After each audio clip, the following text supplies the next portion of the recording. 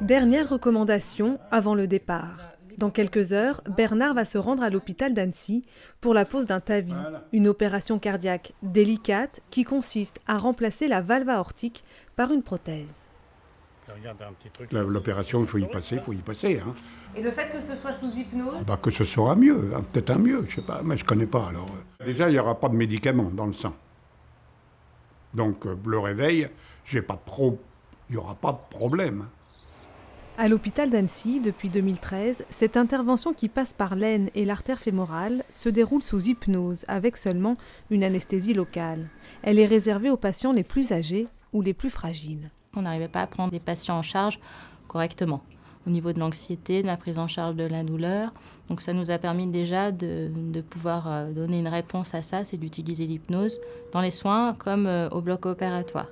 La veille de l'opération, le médecin anesthésiste s'entretient avec chaque patient. Un moment important pour les rassurer, les mettre en confiance, mais aussi apprendre à les connaître afin de préparer la séance d'hypnose. Vous dilatez l'artère. Mais on l'aplie pour la rentrée, comme un parapluie un peu. Oui, c'est... Hein? Vous êtes rassuré? Oh, mais j'étais rassuré, dans tous les cas, j'étais rassuré. Mais là, elle répond à toutes les questions que je pouvais avoir en attente. Hein. Mais bon, c'est bien. Répondre aux questions du patient, appréhender son histoire, son vécu, pour l'aider à puiser dans ses propres ressources et emmener son esprit ailleurs pendant que son corps sera opéré. Voilà le rôle de l'hypnopraticien. Pauline doit subir la même opération. Elle est anxieuse. Je suis hésitante, je pense à un tas de choses et puis voilà. Voilà. Vous avez des appréhensions, vous appréhendez quoi? De ne pas me réveiller. Vous êtes toute seule pour faire la promenade? Non, des fois il y a une dame, des fois il y a... Le docteur Mangin lui fait parler de ce qu'elle aime pour diminuer l'angoisse. Un premier contact qui devrait l'apaiser pour la nuit. Au revoir messieurs, dames, et puis merci.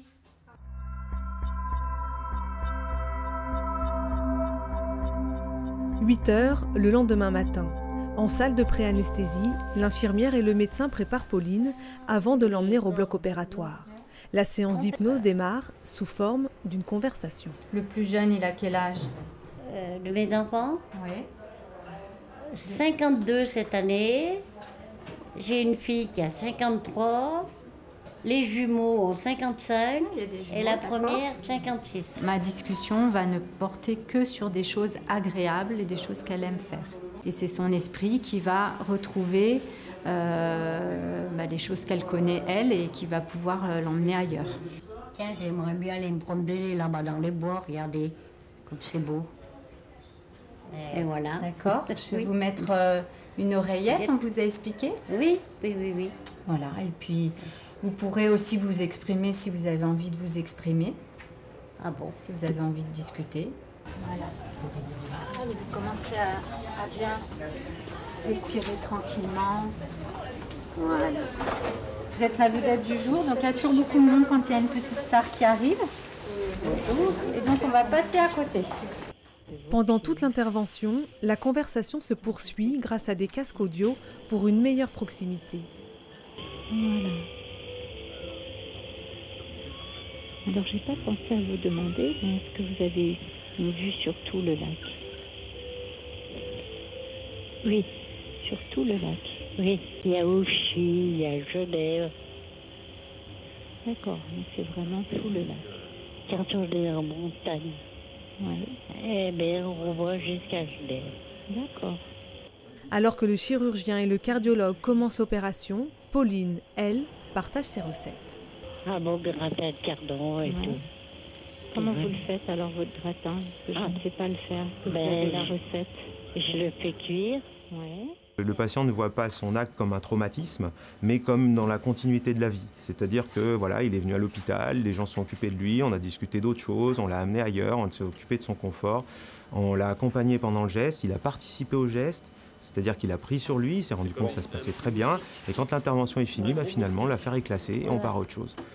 C'est maintenant au tour de Bernard d'entrer au bloc. Plus difficile pour lui de se laisser aller. Allez, vous pensez à bien respirer tranquillement. Vous voyez la métro? Oui. L'infirmière va devoir mobiliser beaucoup d'énergie pour l'aider à lâcher prise. Alors du rouge, du orange, du jaune, du vert, peut-être d'autres couleurs que je n'ai pas citées. Qu'est-ce qui passe du côté droit? Pardon? Qu'est-ce qui passe du côté droit? Tout se passe bien. Les deux côtés sont occupés. Allez, vous respirez bien tranquillement. Vous gonflez les poumons. Voilà, c'est très bien. Voilà. Vous avez le choix du programme. Vous tenez toujours la télécommande de la main droite ou de la main gauche. Et votre pouce le plus habile est à même de choisir le programme. Ben, j'ai bien dormi d'habitude. Oui, ça vous a détendu, le programme vous a plu. Si vraiment on n'y arrive pas et que le patient voit qu'on n'arrive pas à le soulager, on aura toujours la possibilité de recourir à un anesthésique ou à un antalgique pour le calmer au niveau de la douleur ou l'endormir si c'est nécessaire. Depuis 2013, environ 25 personnes sont formées chaque année à l'hypnose à l'hôpital d'Annecy. Une dynamique impulsée par la fondation Apicil qui lutte contre la douleur. Elle a financé les premières formations. Les infirmières, les médecins, les chirurgiens la pratiquent au quotidien. L'hypnose a changé leur façon de travailler. On travaille dans des conditions beaucoup plus calmes, beaucoup plus posées, sans agitation, sans bruit. Et je pense que du coup on est beaucoup plus serein et concentré sur notre intervention. Pour Bernard, comme pour Pauline, dès la sortie du bloc, le souvenir de l'opération n'est pas douloureux. Elle me parlait, j'écoutais, j'écoutais tout. Mais j'ai pas beaucoup parlé, je pense. Je me sens bien. Non, mais c'est bien, puis sans douleur, sans rien. C'est vrai que... C'est vrai, j'ai senti juste la piqûre, et puis voilà. Un cœur tout neuf pour un nouveau départ. Pauline et Bernard ont quitté l'hôpital au bout de 5 jours seulement, emportant avec eux les bénéfices de l'hypnose.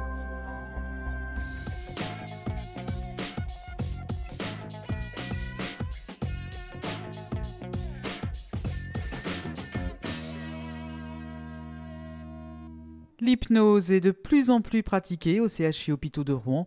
Cette technique peut être utilisée pour toutes les chirurgies, ne nécessitant pas d'anesthésie générale, comme c'est le cas aujourd'hui pour Christine. Pourquoi l'hypnose? Tout simplement parce que ça me semble être une chirurgie qui ne nécessite pas une anesthésie générale et qui permet de récupérer plus facilement, je crois aussi.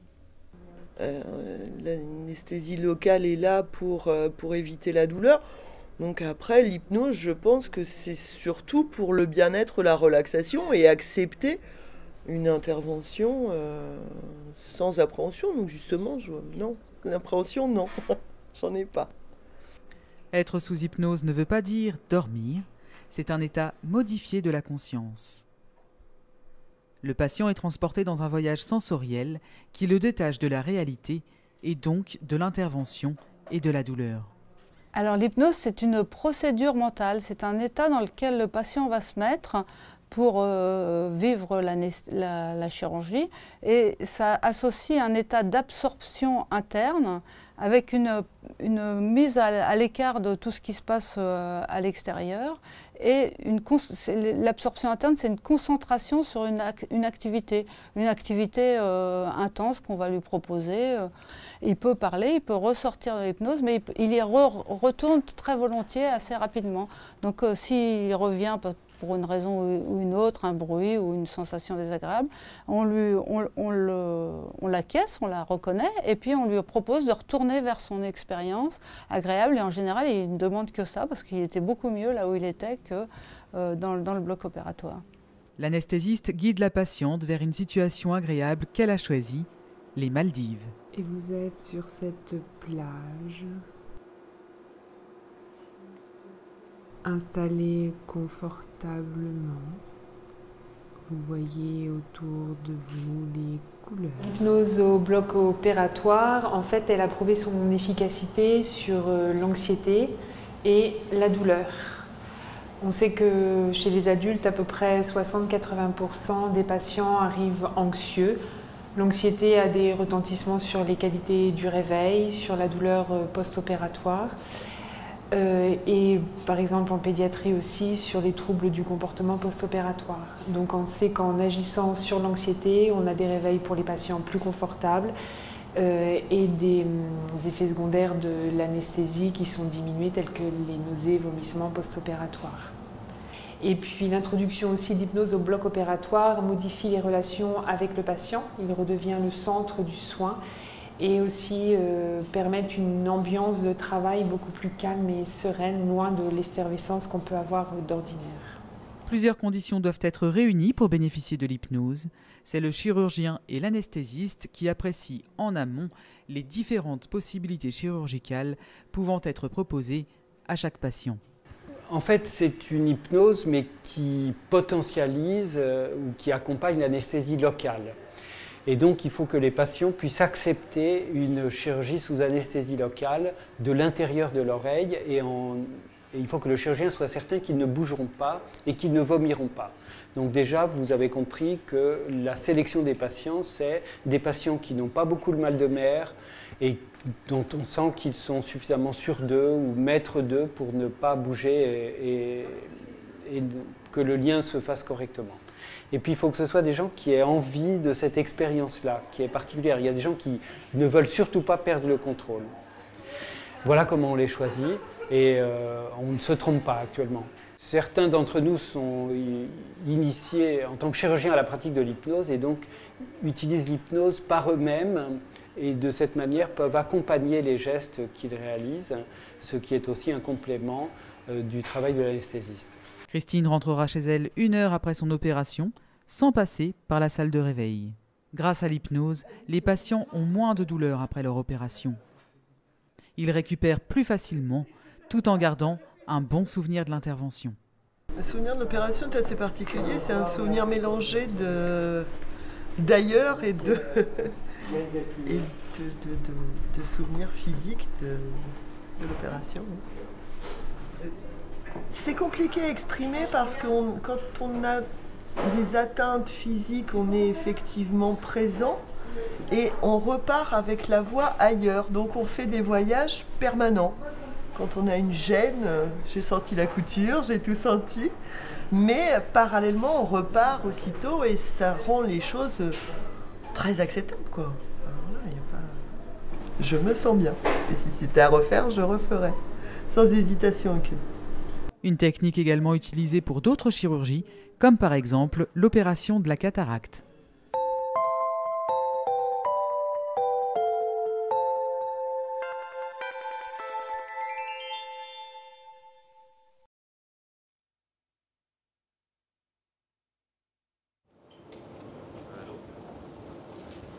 Tu écoutes uniquement le son de ma voix et on laisse complètement la salle ici et on part tous les 4. Il fait super beau, il fait super chaud. Tu sens le soleil sur ta peau? Est-ce que tu sens le soleil sur ta peau? Non? Alors on va se rapprocher un petit peu et on va essayer de trouver et on est bien. Antoine est venu à l'hôpital pour une petite intervention chirurgicale. Sa famille a accepté qu'elle soit réalisée sous hypnoanalgésie, une technique douce et non médicamenteuse de prise en charge de la douleur. Malgré les peurs et les réticences du petit garçon, le résultat est spectaculaire. Ouvrir ce couvercle? Oui! Oui, super! Je te laisse revenir. Tout va bien? Est-ce que tu reviens dans la salle de l'hôpital? Oui. Super, Antoine. Comment ça a été, Antoine? Bien. Non. Ça a bien été? Il n'était pas convaincu au départ. Non, c'est sûr. Hein? Ça s'est bien passé? Qu'est-ce que tu as fait pendant le pique-nique? Tu nous dis un peu, tu nous racontes un petit peu? On a mangé des fraises. Des fraises, ouais. Des tartines. Des tartines de fromage, je crois. Je trouve que là, ça part vite, quoi. Ah, c'est magique. Ah oui, c'est voilà, une intervention qui peut durer une journée. Disons, oui, par rapport à là, dans un quart d'heure, voilà, vous rentrez. Ouais.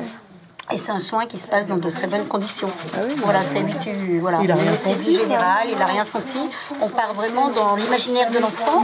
Et c'est vrai que ça fait un soin qui est complètement différent, où on est tous un petit peu dans une bulle. Même les personnes autour de nous, on a un soin qui est vraiment détendu, qui est relaxé. Nous, on se détache vraiment pour être focalisé sur l'enfant pendant le soin. Donc on est arrivé à 1h15, juste en bas. On repart, c'est 2 heures.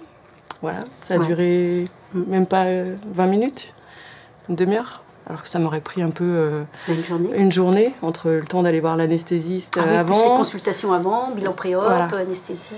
Éviter d'avoir recours à une anesthésie générale pour certaines interventions ou examens, gagner du temps et surtout permettre aux enfants de mieux vivre une situation anxiogène, ce sont les nombreux bénéfices de l'hypnoanalgésie.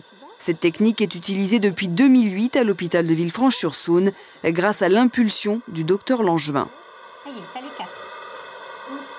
Après avoir rencontré la Fondation Apicil, j'ai pu, grâce à leur soutien logistique et aussi financier, proposer une formation pour une grande partie du personnel du service de pédiatrie. Ce sont des formations qui sont quand même très coûteuses.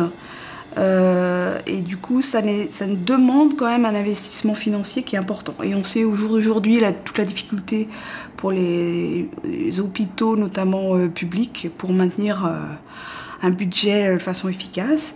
Et c'est pas forcément perçu par l'administration comme une priorité. Oh ouais, on a toutes les couleurs, hein. Qu'est-ce qu'elles disent les copines quand elles y... Quand c'est des très grands qui sont vraiment angoissés, ce que j'appelle de l'angoisse, c'est plus de la relaxation. C'est-à-dire qu'on les emmène soit sur un tapis volant où ils se sentent hyper détendus, on parle très doucement, on emploie des mots très très doux. Ça sent bon. Est-ce que tu sens l'odeur du chocolat? On travaille dans une ambiance qui est beaucoup plus détendue, beaucoup plus calme. Si l'enfant est détendu, est calme et apaisé, nous on arrive à faire notre soin beaucoup plus facilement. La douleur chez l'enfant a été longtemps méconnue et niée. Et ça, donc, les choses ont heureusement changé, mais il reste encore beaucoup de travail. L'hypnoanalgésie a changé la vie du service de pédiatrie. Un succès qui suscite notamment l'intérêt des sages-femmes de la maternité. Léa est venue au monde et puis du coup, au moment que la sage-femme a dû me recoudre, c'est là qu'on a eu l'hypnose. J'avais le masque sur le nez et la bouche et puis elle me racontait une histoire en fait, où elle m'a fait partir dans un endroit agréable, sur les îles entre autres. On sent qu'elle nous touche, mais sans ressentir la douleur. Du coup, non, on part assez facilement avec la personne qui nous accompagne et du coup, c'est bien. Allez, je te laisse faire. C'est vraiment quelque chose d'assez contagieux, c'est-à-dire à partir du moment où on a pratiqué, on voit le bénéfice pour les enfants, pour leur famille et aussi pour le personnel soignant, tout le monde a envie de faire de la même façon. Et puis plus il y a de monde qui connaît, plus ça devient une philosophie, une culture et non pas une histoire d'experts.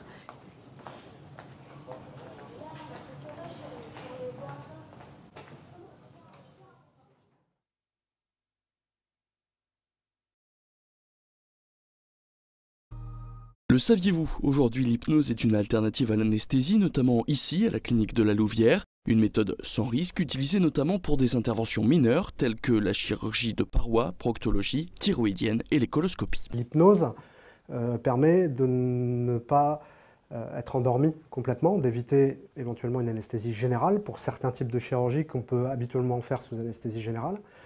Et donc, moins être exposé à des médicaments puissants et à tous les effets secondaires que peuvent avoir ces médicaments.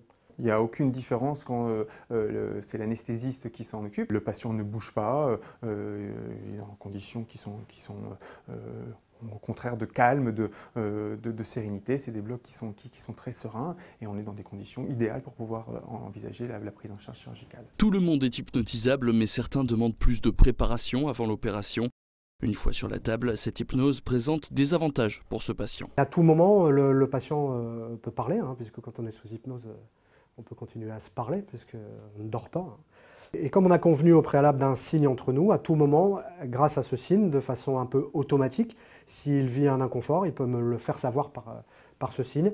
Je peux faire arrêter l'intervention, voir avec le patient comment on poursuit l'intervention, si on renforce cet état d'hypnose, si j'ajoute un médicament pour le confort ou si éventuellement on transforme cette hypnose en anesthésie générale plus classique, chimique, avec des médicaments qu'on utilise habituellement pour